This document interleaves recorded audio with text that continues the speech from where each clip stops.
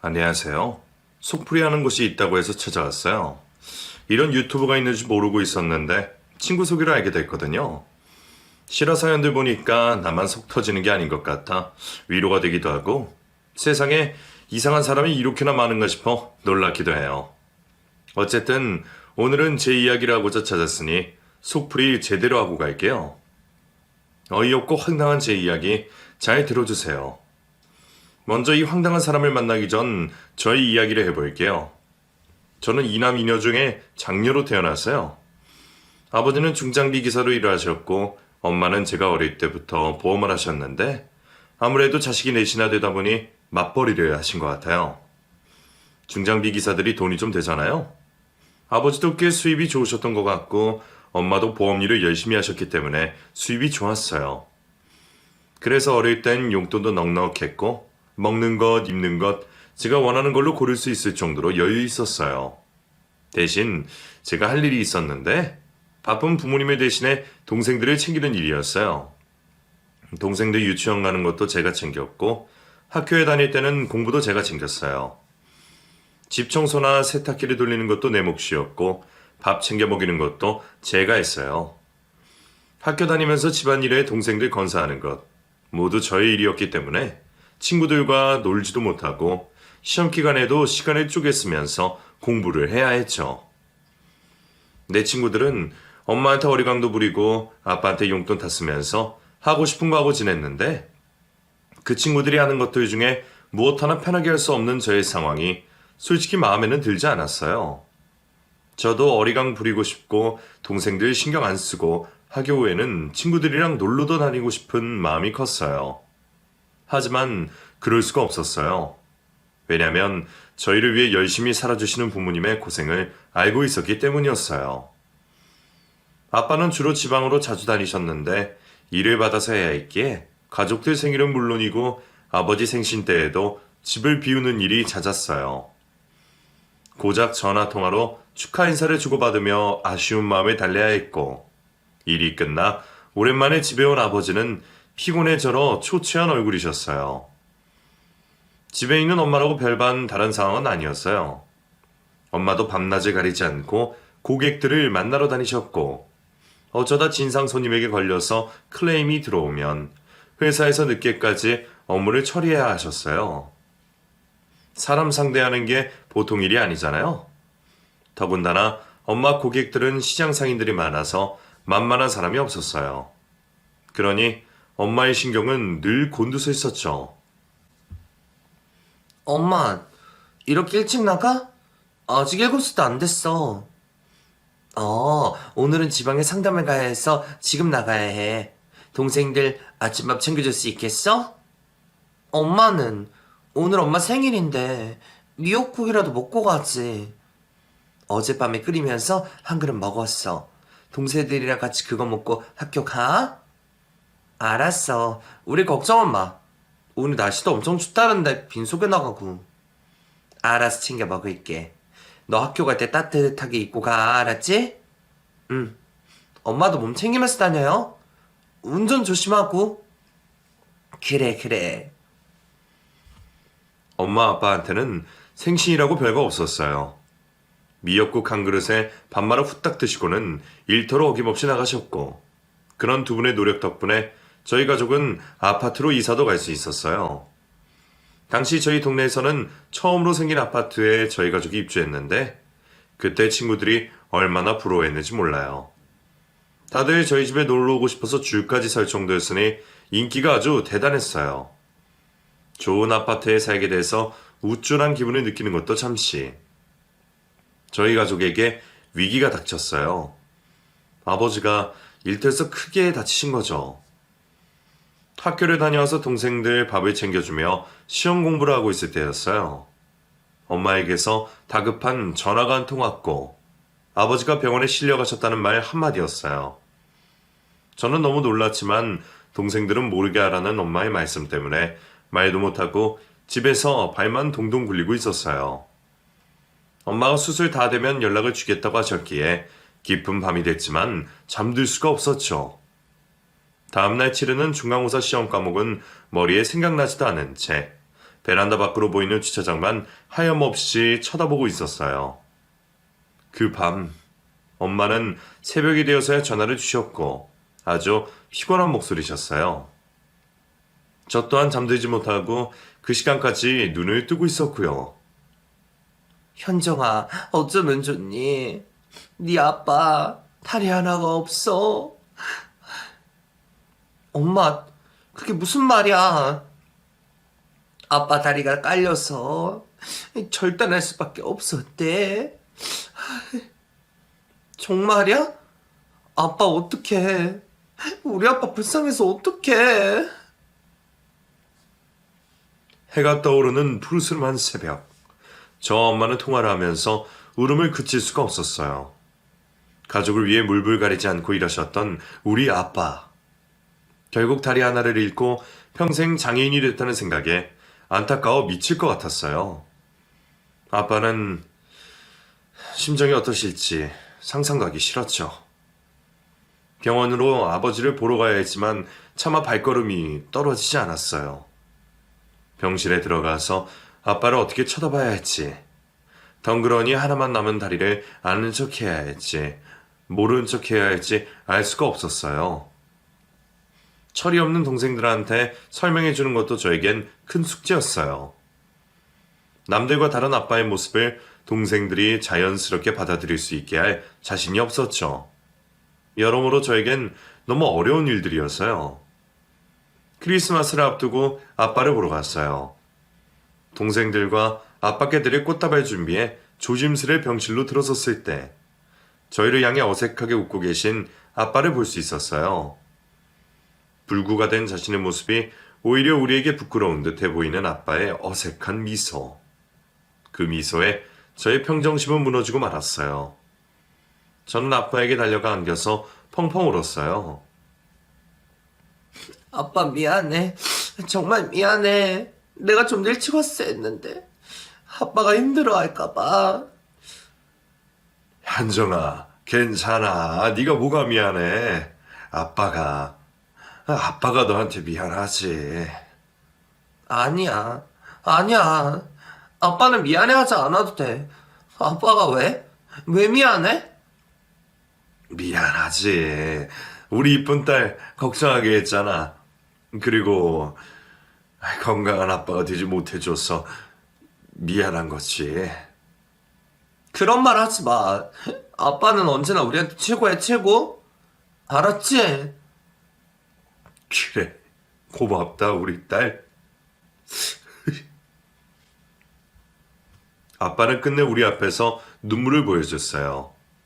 우리 가족은 아빠를 둘러싸 얼싸안고 울었고요.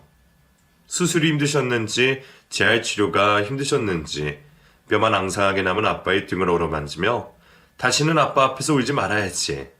늘 웃는 모습을 보여드려야지 하고 맹세를 했어요. 혹시나 어두운 제 표정에 아빠가 자책하는 일이 없도록 내가 장녀니까 든든한 모습을 꼭 보여드려야겠다고 생각을 했어요. 아버지가 그렇게 병으로 몸이 불편해지고 일을 할 수 없게 되시자 엄마는 그전보다 더 열심히 일을 했어요. 사고로 인한 보험금이 나왔지만 엄마 혼자 외벌이로는 치료비와 생활비를 충당하는데 부족함이 있었거든요. 엄마는 점점 지방으로 일을 다니셨고 며칠씩 집에 들어오지 못하는 경우도 생겼어요. 아빠의 몫까지 엄마가 감당하려고 그러시는 걸 아는 아빠와 저는 엄마가 집에 들어오면 편하게 쉬게 해드리려고 애를 썼어요. 집안일과 동생들을 챙기는 건 모두 제 몫이었고 아빠는 돌아온 엄마에게 환하게 웃어주는 것. 그게 아빠의 몫이었어요. 저는 알고 있었어요. 아빠가 우리 몰래 혼자 방에서 눈물을 흘리신다는 것을요. 늘 강하고 자신감이 넘치는 아빠 모습이 실은 연기를 하고 있었다는 것을요. 모두 다 알고 있었지만 저는 장녀잖아요. 아빠의 그런 노력을 헛되게 하고 싶지 않았어요. 그래서 모른 척하며 동생들 앞에서 아빠의 면을 세워드리고 그랬어요. 제가 고3이 됐을 때 진로 상담을 최종적으로 하고 대학을 포기하기로 했어요. 엄마 혼자 우리 가족들 먹여 살린다고 아등바등하는 모습이 마음에 걸려서 공부를 할 수가 없었어요. 성적이 상위권에 있었기 때문에 선생님은 아주 많이 아쉬워하셨고요. 야간대로 가는 건 어떠니? 낮엔 일하고 밤에는 학교 다니고 선생님은 그렇게라도 네가 대학 졸업장을 땄으면 좋겠는데 저녁엔 동생들 챙겨야 해요. 아직은 아버지가 다 하실 수도 없고요. 네가 대학을 안 가면 누가 가니? 선생님이 어머니랑 상담을 해볼까? 아니에요. 괜찮아요, 선생님. 저 대학 아예 포기하는 거 아니에요. 동생들 좀 크고 저한테 시간이 좀 생기면 그때 대학 갈 거예요. 그래. 네가 포기만 안 하면 언제든 가면 되지. 근데 무슨 일이든 다 때가 있는 법이거든. 지금 안 가면 힘들지도 몰라. 그것도 제가 받아들여야죠. 감사합니다, 선생님. 다 때가 있다는 선생님의 말씀. 시간이 지나 생각해보니 맞는 말씀인 것 같아요. 당시 저는 대학 가실 거 나중에 가면 된다고 생각했는데 막상 사회생활을 시작하고 나니 공부를 이어갈 짬도 대학에 입학할 마음의 여유도 없더라고요. 결과적으로 지금 저는 고졸인 상태예요. 졸업장을 포기하고 저는 엄마를 돕기로 했고 맞이로서 역할하기로 했어요. 자식이니 당연하다고 생각했는데 제 마음 깊숙한 곳엔 그게 싫었던 것 같기도 해요. 왜냐면 고등학교 때 친구들이 아무도 남지 않았거든요. 무의식적으로 친구들과 연락을 줄이면서 거리를 뒀던 것 같아요. 친구들과 다른 길을 가는 내 모습이 초라해 보일지도 모른다는 생각도 있었기 때문이지 않을까 싶어요. 저의 첫 직장은 집 근처 주유소였어요. 그곳에서 격리를 뽑는다길래 이력서를 냈을 때 경력도 없는 저를 사장님이 써주셨죠. 물론 적은 월급으로요. 돈을 많이 벌려면 공장이나 야간일 하는 곳으로 가야 했는데 엄마가 그런 일은 극구 반대하셨어요. 사회 첫 경험을 험한 일로 시작하면 결국 그 길로 가게 된다면서요. 월급이 적어도 격리 경력이 쌓이면 더 나은 곳으로 이직하기도 좋으니 적당한 곳에서 일을 배워보라고 하셨죠. 생전 처음 하는 격리 업무는 처음엔 좀 어려웠어요. 나름 한다고 했는데 숫자들을 계산하는 일이 복잡하더라고요. 실수도 많았지만 시간이 갈수록 적응이 됐고 나중에는 어려운 업무도 척척 해내기 시작했죠. 그때 사장님이 저를 참 많이 좋아해 주셨어요. 어린데 손이 꼼꼼해서 일 잘한다고요. 칭찬도 아끼지 않으셨고 가끔 월급 외에 용돈도 챙겨주셨기에 저 나름 뿌듯하게 일을 배웠어요. 엄마 말대로 그곳에서 경력을 조금 쌓아서 직장을 옮겼어요. 아무래도 주유소 격리 업무가 크게 어려운 건 아니라 월급이 너무 작거든요. 사장님이 잘 봐주신 건 감사했지만 돈을 더 벌고 싶었어요. 이왕이면 커리어도 쌓고 싶은 마음이 있었고요. 여기저기 알아보고 다니다가 정말 운 좋게 세무사 사무실에 업무 보조를 뽑는다는 말에 들어가게 됐어요. 단순 업무 보조라 큰 역할은 없었지만 언젠가 세무사가 돈 많이 번다는 주유소 사장님의 말씀이 생각났어요. 거기서 일하면서 세무사 공부도 하고 일도 배워보고 하면 좋은 것 같은 생각에 들어가게 됐어요. 동네 주유소에서 일하는 거랑은 완전히 다른 세상이었어요. 사무실 안의 사람들은 모두 다 정신없이 움직이고 전화를 걸고 서류를 검토하고 있었고요. 전문적인 분위기가 물씬 풍기니까 왠지 나도 잘하고 싶다는 의욕이 마구마구 샘솟았어요. 그래서 하루빨리 적응하려고 애써서 일을 했고 몇 개월이 지나자 실수 없이 업무를 처리하게 되었어요. 그때부턴 낮엔 일을 하고 밤에는 세무사 공부를 시작했어요. 선생님이 야간대라도 가라고 하셨는데 결국엔 그러지 못하고 세무사 공부를 한 거죠. 당시에는 그게 더 나은 선택이라고 생각했고 결과적으로도 그게 맞았어요. 몇 년 뒤엔 세무사가 되었고 수입도 원래 받던 거에 3배가 껑충 뛰었으니까요. 정말로 열심히 일했어요. 고등학교를 졸업하고 직장 생활을 시작하면서 쉼없이 계속 일을 했고 좀 더 나은 보수를 받기 위해 코 피 흘려가며 공부도 했고요. 제가 집에서 맞이잖아요. 동생들에게 본보기가 되어야 한다는 생각이 일부 있긴 했지만 그것보다는 책임감이요. 책임감 때문에 더 이 악물고 했던 것 같아요. 불구가 되신 아버지의 빈자리를 엄마와 제가 채워넣어야 한다는 책임감 때문에 그렇게 치열하게 살았어요. 덕분인지 세 명의 동생들은 지금 자리를 잘 잡아 각자의 삶을 살고 있어요. 동생 둘은 공부머리가 있어서 박사학위를 위해 계속 매진 중이고 나머지 하나는 운동 쪽으로 가서 열심히 실력을 쌓고 있어요. 그리고 저도 수입료가 점점 올라가면서 몸값이 높은 세무사가 되었고요. 동생들 3명의 공부 뒷바라지를 제가 다 했어요. 물론 엄마도 보태주셨지만 대부분 집 대출금과 아버지 재활치료비, 생활비를 감당하셨고 제가 학비를 담당했어요. 엄마랑 둘이서 그렇게 살다 보니 어느새 제 나이는 30이 훌쩍 넘어 있었고 결혼 생각도 없는 저를 엄마는 걱정이 많으셨어요. 만나는 사람은 없니? 젊은 애가 연애 한번 제대로 안 하고 무슨 재미로 살아? 남자 안 만나도 좋아. 적금 통장에 돈 들어가는 거 보면 그게 제일 재밌어. 아이고, 평생 혼자 살 거야? 너는 뭐 맨날 젊을 줄 알아? 나중에 나이 들어서 아무리 돈 많으면 뭐해, 혼잔데. 돈 많으면 남자도 붙겠지 뭐. 옳은 거 하나 있는 게 맞지. 돈 뜯기고 살게? 엄마는 이게 어떤 돈인데 뜯어가게 내가 둘까봐? 세상 사는 게 마음대로 되는 줄 알아? 순리대로 살아야 되는 거야. 그 나이가 되면 할 거 하면서. 아, 잔소리 그만. 알아서 할게요. 엄마도 저도 둘 다 알고 있었어요.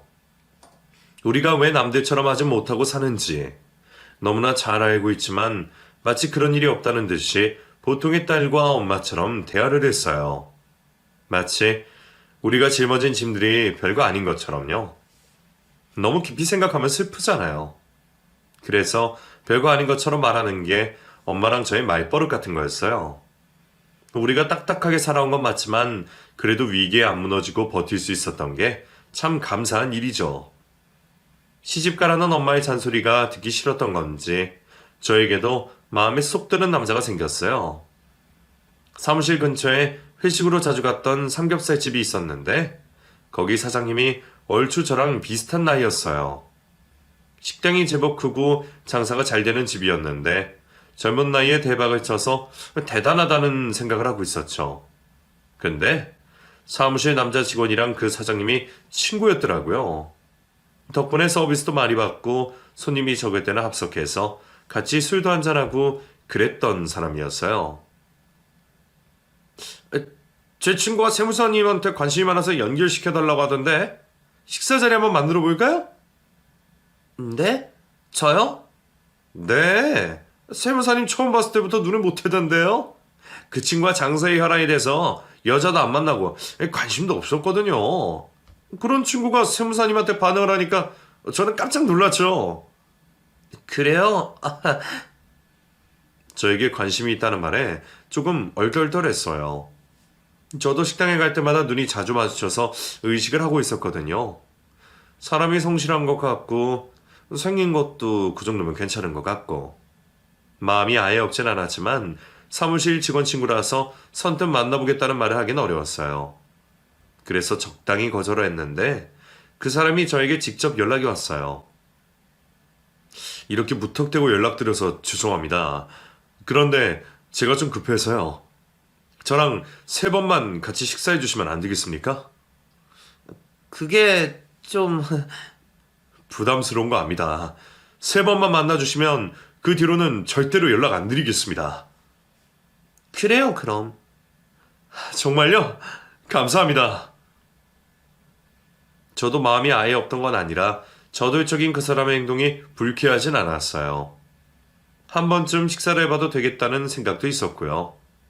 그래서 그 사람과 3번의 데이트를 하게 됐고 결국 저희는 연인이 되었어요.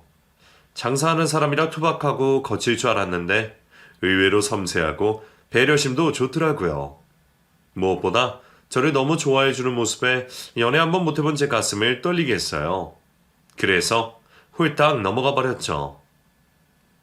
서로 업무상 바쁜 사람들이라 시간을 쪼개서 만났어요. 일이 늦게 끝날 땐 집에 가기 전에 잠깐 30분 정도 보고 서로 쉬는 날에 맞추기 어려워서 장거리 여행은 꿈도 못 꾸고요. 서너 시간 데이트하는 날이 제일 오래 만나는 거니 얼마나 감질났겠어요. 시간적으로 여유롭지가 않으니 그게 서로를 더 안달나게 했던 것 같아요. 그래서 우리는 결혼하기로 결심을 했고 이듬해 결혼식을 올리게 되었죠. 결혼식 날 아버지 손을 잡고 신부 입장을 하던 게 기억이 나요. 의족을 해서 절은발이 걸음을 하는 아버지와 입장 시작부터 저는 눈물이 터져버렸어요. 결혼식 날 신부가 눈물바람이니 회장이 어떻게 됐겠어요? 도우미 화장 수정한다고 몇 번이나 제 곁에 왔다 갔다 하고 저희 사연을 다 알고 있는 하객들도 죄다 눈물 흘리고 즐겁고 좋아야 할 결혼식 날이 눈물의 결혼식이 되었었어요.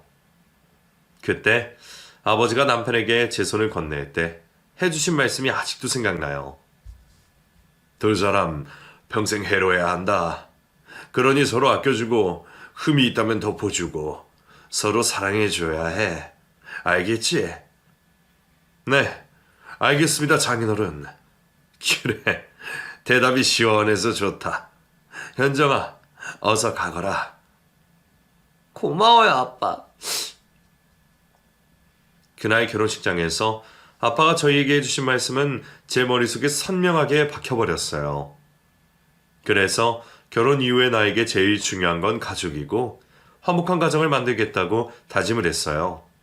그런데 엄마 말대로 세상 일 참 제 맘대로 안 되더군요. 아픈 사람이 가족 중에 있다는 건 나면 다른 가족들에게 너무나 큰 재앙 같은 일이거든요. 친정아버지가 불구가 되신 경험이 있는 저에게 또 재앙이 닥쳤어요. 다름 아닌 제 아들이 급성 백혈병에 걸리게 됐어요. 결혼 직후 임신을 하고 아이를 출산하면서 일을 그만뒀어요. 대학 졸업 이후 처음으로 쉬어보는 거였고 사랑하는 내 아이를 케어하고 남편을 내조하는 일이 너무나 행복하고 좋았어요. 결혼 후 경기가 안 좋아지면서 남편의 식당이 어려워 수입이 줄었지만 아껴 쓰면 되는 일이고 제가 모아둔 적금도 있었기에 힘들지가 않았어요. 그런데 아이가 7살이 됐을 때 급성 백혈병에 걸린 건 알게 됐어요. 툭 하면 코피가 나고 몸에 알 수 없는 멍자국이 보이면서 예감이 좋지 않았는데 결국엔 그 병이더라고요. 처음 아이의 병을 알았을 때 얼마나 울었는지 모릅니다. 정말 내 목숨보다 더 소중한 자식인데 그 자식이 죽을 병에 걸렸으니 억장이 무너지는 것 같았어요. 하지만 희망은 있었어요. 소아암 중에서는 발병 확률이 높아 치료 시스템이 잘 되어 있었고 아이만 잘 버텨준다면 완치가 될 확률도 높았고요. 그때부터 저는 아이에게 매달리기 시작했어요. 어떻게든 살려야 했고 내 아이가 잘 커서 어른이 되어 자기의 삶을 사는 것을 보고 싶었어요. 저와 아이는 병원에서 생활하게 됐어요. 그러면서 남편을 챙겨주지 못하게 되었죠. 그땐 내 주위에 아무것도 눈에 보이지 않았어요. 오로지 내 아이, 내 아들이 낳는 것만 생각하며 하루하루 버티고 있었던 거죠. 그런데 제가 그러는 동안 남편에게 문제가 생겼어요. 뭐? 식당이 어떻게 됐다고? 마치 블로거가 나한테 앙심을 품고 소문을 이상하게 냈어. 손님이 떨어져도 언젠가 되겠지 생각하고 버텼는데 접는 게 맞는 것 같아.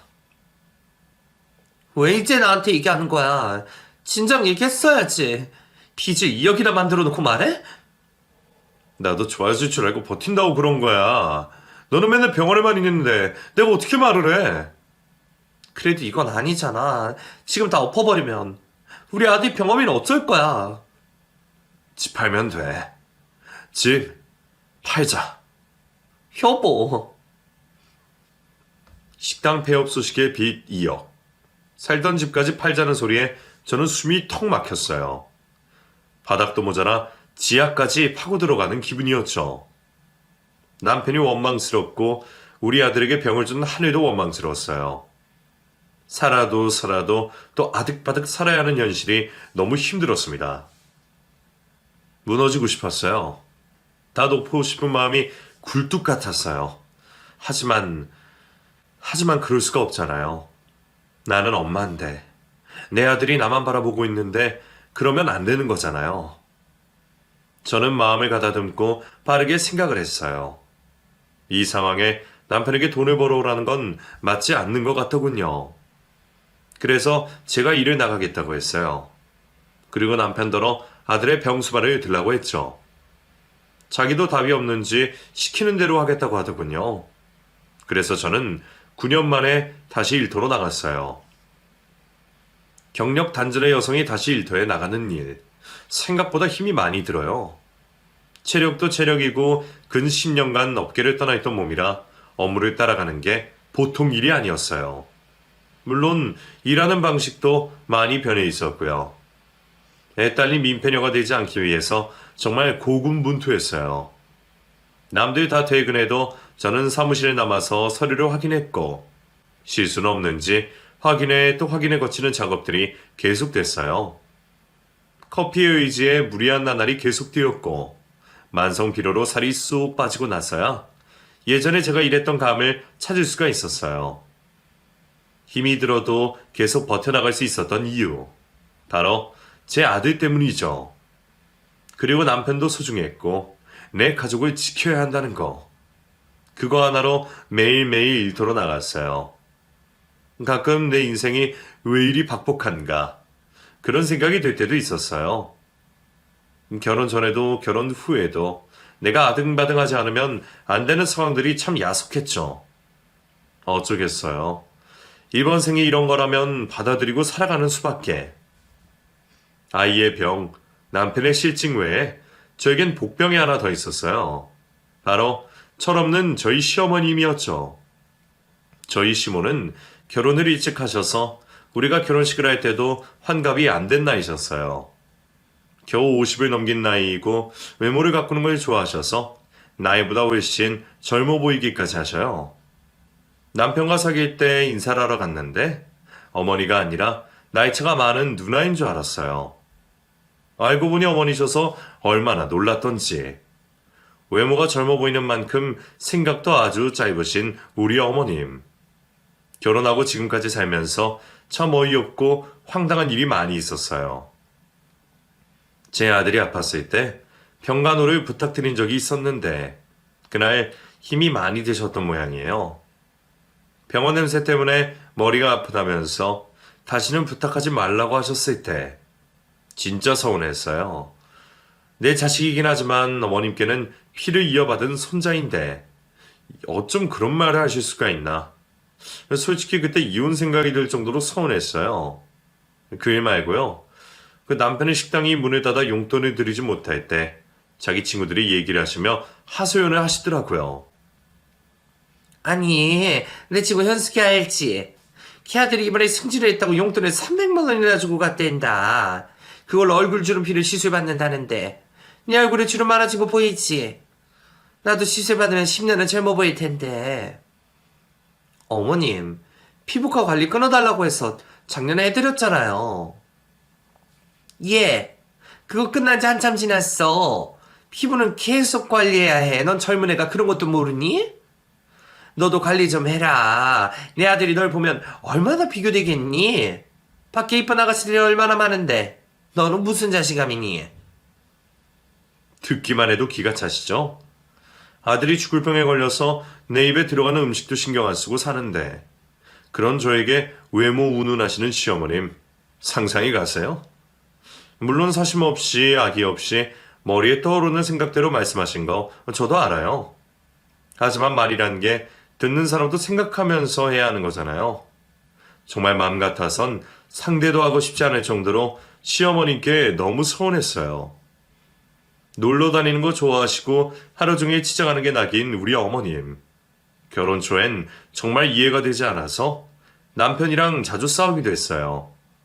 저는 불필요한 지출을 왜 하시는지 모르겠다 했고 남편은 연세 드신 엄마 유일한 낙인데 그거 좀 못해주려는 입장이었어요. 내가 어머님 드리는 돈이 아까워서 이러는 거 아니야. 용돈 넉넉히 드리면 나도 좋아. 근데 어머님은 도가 지나치시잖아. 너 어른한테 그런 말버릇 좀 아닌 것 같다. 다른 걸로 꼬투리 잡지 마. 나 지난주에도 피부샵 전기권 200만 원 해드렸어. 근데 당신한테 용돈 100만 원 또 받아가셨다고? 우린 뭐 땅 파서 돈 벌어? 됐어. 너랑 더 이상 얘기하고 싶지 않아. 여보. 하나하나 따지고 들어가면 말하다가도 나가버리는 남편이었어요. 다른 일에는 저에게 다 맞춰주는데 희한하게 자기 엄마 일에는 제 말을 듣지 않고 기분이 나빠하는 사람이었죠.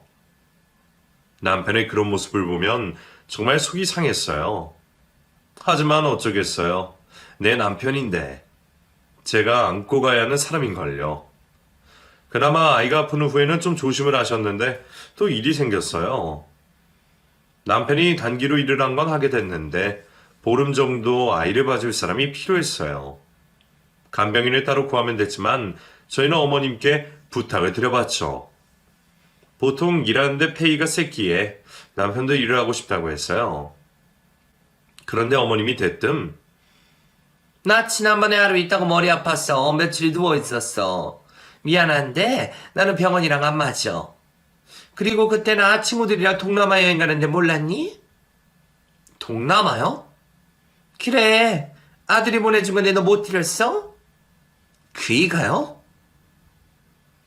친구들이랑 여행 보내달라고 남편을 들들 볶으신 모양이었어요. 하지만 무슨 돈으로? 남편 수중에 여윳돈이 없는 걸로 아는데 무슨 돈으로 여행을 보내드렸는지 의문이었어요. 알아봤더니 친구들 갯돈을 땡겨서 어머니께 드렸더군요. 그것도 어이가 없었지만 손자가 큰 병에 걸려서 병원에 누워있는데 그러고 싶으실까? 정말 이해가 되지 않았어요. 어머님은 손자가 병원에 입원해 있는데 아무렇지 않으세요? 뭐? 애미 너 그게 무슨 말이니? 그렇잖아요. 어머니 보면 제 아들이랑 전혀 상관없는 사람처럼 행동하세요. 너 시애미한테 그게 할 소리니? 어머 얘 봐라. 쥐가 돈 좀 번다고 지금 나 괄시하는 거야? 제 말 국회에서 듣지 마세요. 길 가는 사람 붙들고 물어보세요. 지금 어머니 행동이 정상이신지. 뭐 정상? 너 그날은 저도 머리에 핀트가 나갔는지 그동안 담아놨던 서운했던 것들이 죄다 나와버렸어요. 한 번은 얘기해야겠더라고요. 가족이랍시고 계속 참고만 살다간 제가 병이 날 것 같아서요. 결국 그날 시어머님은 몸 좋은 우셨고 남편은 저더러 지나치다고 화를 냈어요. 서럽더군요. 누굴 위한 결혼 생활인지 모르겠더라고요. 왜 나만 계속 맞춰 살아야 하는지, 왜 나만 양초가 되어서 계속 타들어가야 하는지 너무 괴로웠어요. 다 놓고 싶을 만큼요. 하지만 다음날은 어김없이 아침해가 떠올랐고 하루가 시작됐어요. 전날 밤 눈물로 잠이 들었지만 아침엔 아무렇지 않게 출근을 해서 바쁜 시간을 보내야 했고요. 그런데 사람이 죽지 못하는 이유가 다 있더군요. 진짜 바닥이라는 생각이 들어서 다 놓고 싶은 생각이 들 때 숨통을 틔워주는 일이 생겼어요. 바로 아이 병이 호전된 거죠. 정말 너무 기뻤어요. 내 아들이 그 큰 병을 이겨내고 다시 살아가게 된다는 사실이 세상 어떤 일보다 기뻤어요. 아이는 점점 상태가 좋아졌고 마침내 퇴원해 집에서 치료를 할 수 있는 정도가 되었어요. 병원을 퇴원하는 날, 저와 남편은 아들을 끌어안고 펑펑 울었습니다. 우리 아들이 대견하고 또 고마워서 벅찬 가슴을 어찌할 수가 없었어요. 오랜만에 외출해 아들도 들떴고 다시 예전으로 돌아간 것 같아 너무 행복했습니다. 아들이 집으로 오고 좋은 일이 또 생겼어요. 남편의 지인이 같이 일을 해보자고 제안이 들어왔어요. 제법 크게 체인 사업을 하는 분이라 신뢰가 갔고 남편은 투자금 없이 대리인으로 일을 하는 거라 페이도 좋고 위험 부담도 없었어요. 아들을 봐줄 사람만 있다면 남편이 그 일을 했으면 싶더군요. 놓치기 아까운 일이었어요.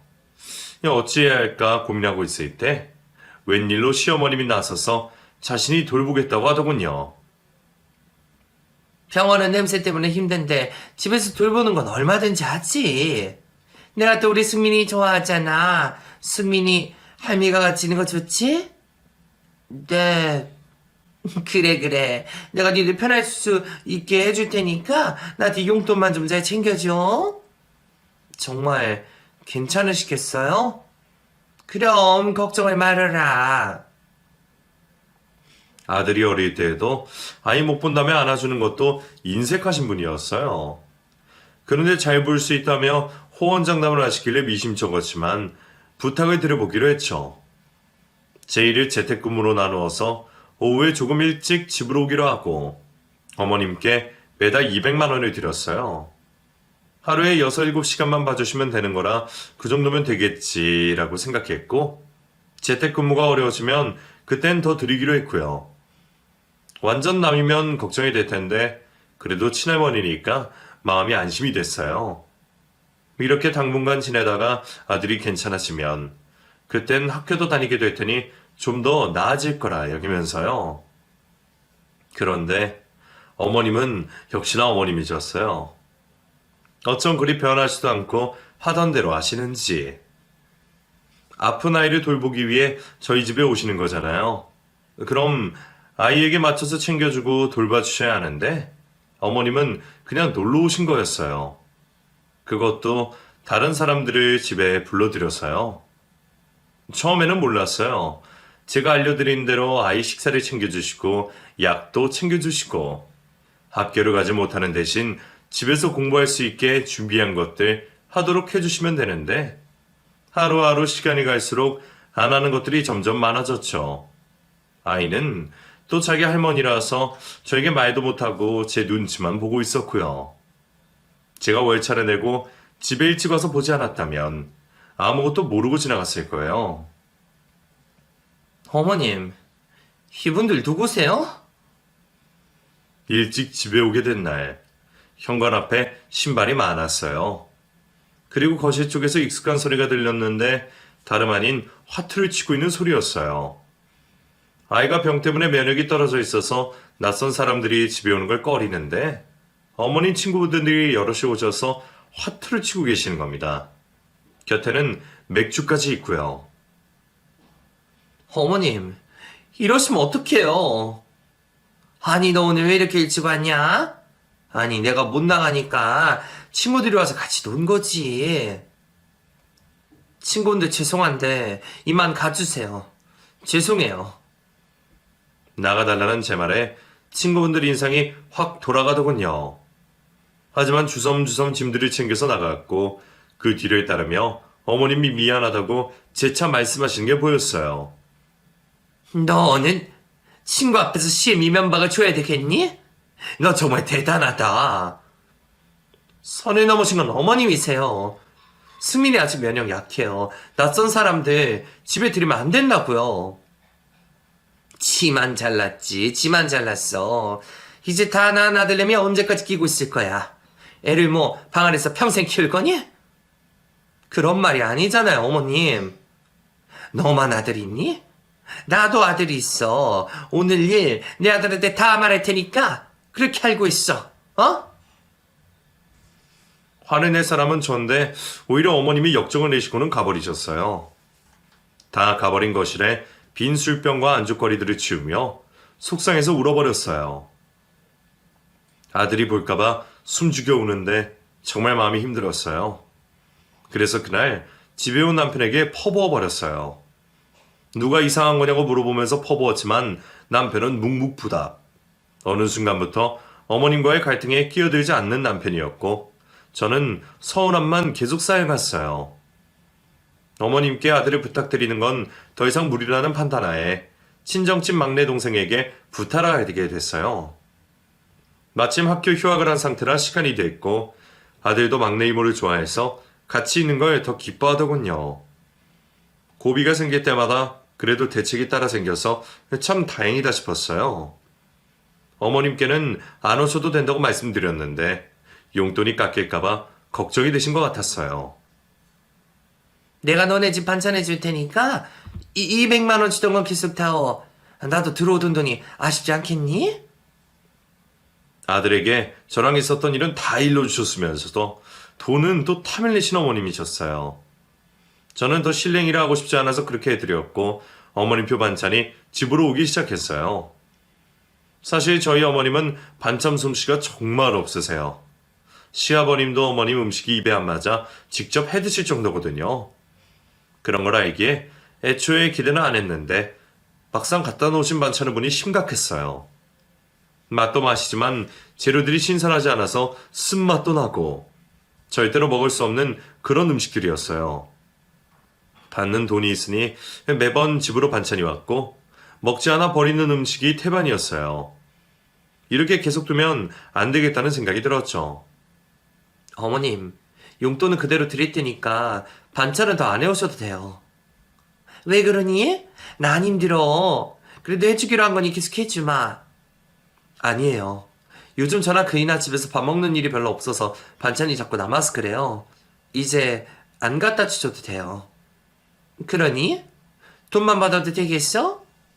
네, 그러셔도 돼요. 그럼 기왕 말 나온 김에 용돈 조금만 더 올려주면 안 되겠니? 네?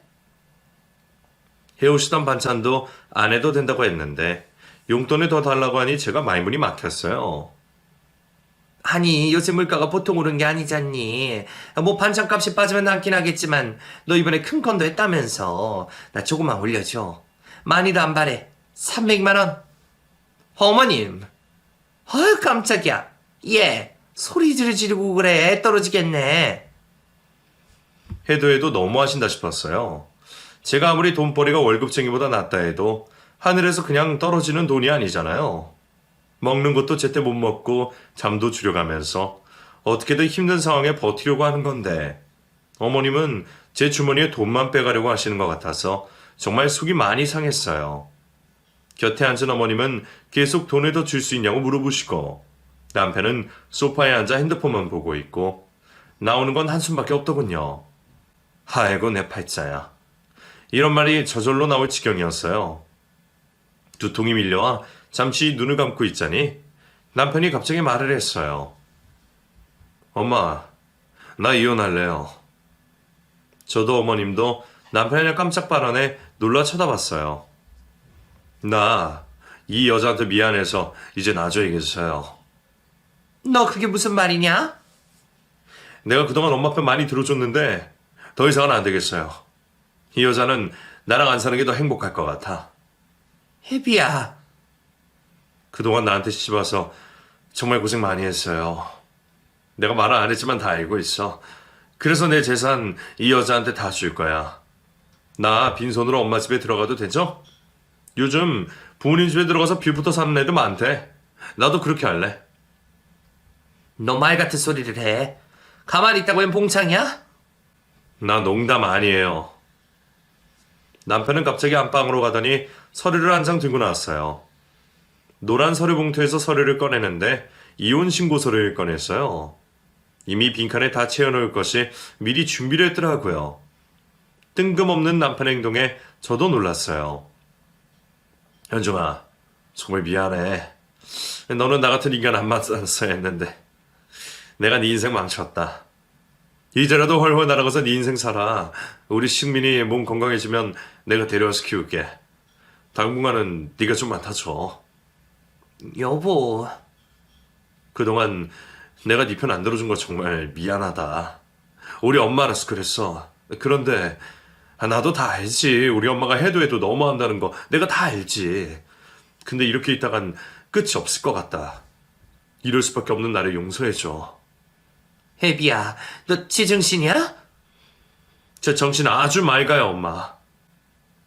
남편은 자신의 도장을 꺼내서 찍었어요. 그리고 제 도장도 꺼내서는 제 이름 옆에 찍더군요. 도장을 다 찍고 서류에 넣었는데 시어머님이 서류를 뺐더니 소리를 지르셨어요. 안 돼. 안 돼, 안 돼. 이리 주세요, 엄마. 이혼을 왜 해? 이혼을 왜 하냐고? 엄마 때문이잖아요. 엄마 때문에. 엄마가 아들 이혼시키려고 이러는 거잖아. 아니에요? 혜비야, 어느 엄마가 이래요. 요즘 살기 얼마나 힘든데 어느 여자가 우리 현정이처럼 참고 사냐고요. 나 이 여자 고생시키려고 데려온 거 아니에요. 행복하게 해준다고 데려왔단 말이에요. 나 이혼할 거야. 이혼한다고. 애미야, 내가 잘못했다. 내가 실수했어. 나는 그러려고 한 게 아니라. 아니 이게 뭐가 아니에요. 남편은 눈물까지 보이며 말을 했어요. 자기 아들의 모습에 충격을 받은 시어머님은 제가 사과를 하며 싹싹 피셨고요. 내가 이제 안 그럴게. 그러니까 우리 아들하고 이혼하지 마. 나 이제 너한테 뭐 해달라고 안 하고 네가 도와달라고 하면 다 할게. 알았지? 어머님, 이제 와서 소용없어요. 나 이혼할 거야. 그리고 평생 오빠 아빠한테 빌붙어서 일도 안 하고 살 거니까 그리 하세요. 아니야. 애미야, 제발 이혼하지 마라. 내가 이렇게 빈다. 생전 처음 보는 아들의 모습은 어머님은 반성을 하셨어요. 그리고 사과하시며 다시는 저에게 돈 얘기 안 하신다며 약속하셨어요. 극적인 모습에 저는 당혹하기만 했습니다. 그날 일은 그렇게 해프닝으로 끝났어요. 어머님은 눈물을 훔치며 집으로 돌아가셨고 남편은 저에게 무릎을 꿇고 사과까지 했고요. 앞으로는 제가 하자는 대로 다 하겠다며 손가락까지 걸고 약속을 했어요. 그날 이후 어머님은 완전히 달라지셨어요. 용돈도 50만 원으로 줄이고 일도 시작하셨죠. 집 근처 반찬집에 취직을 하셨다면서 그동안 마음이 허해서 사치만 하고 사셨다고 후회하셨어요. 그리고 아들도 완치가 돼서 학교를 다닐 수 있게 되었고요. 일이 다 지나가고 나니 그때 일을 생각하며 쓴웃음도 나지만 당시에는 정말 많이 괴로웠어요. 하루하루 버티는 게 힘들었는데 시간이 다 해결을 해주네요. 제 이야기는 여기까지예요. 제법 바람이 차가운데 감기 조심하시고 하루하루 마음 편하게 지내시길 바랍니다. 감사합니다.